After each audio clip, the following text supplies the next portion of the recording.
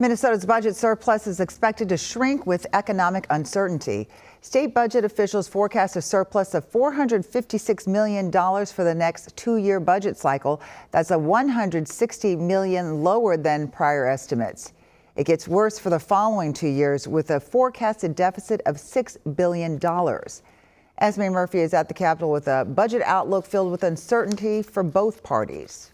Well, the devil will be in the details. The normally understated Commissioner of Management and Budget didn't hold back on the impact of federal cuts. If federal action meant that we would lose those resources, the impact to the state budget could really be devastating. Governor Tim Walz says the president is to blame. But what's clear in this budget picture, and you just heard it, is that there is a storm at the federal level, and that storm is Donald Trump.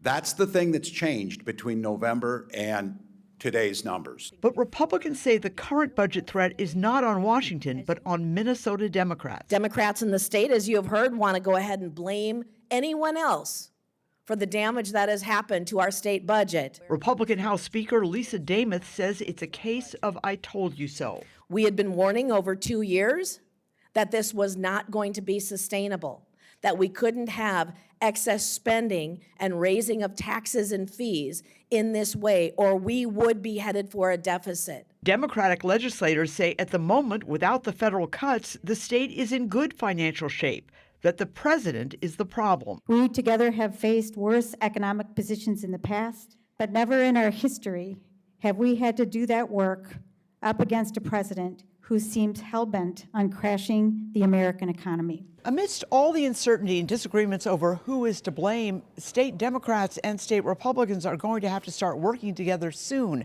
They have to pass a balanced budget, or the state could shut down as soon as July 1st. With photojournalist Mike Dernberger, Esme Murphy, WCCO News at the Capitol. The legislature will have to agree on a budget by the last day of session, which is May 19th. If they don't, lawmakers will have to go into special session. A balanced budget is required by state law.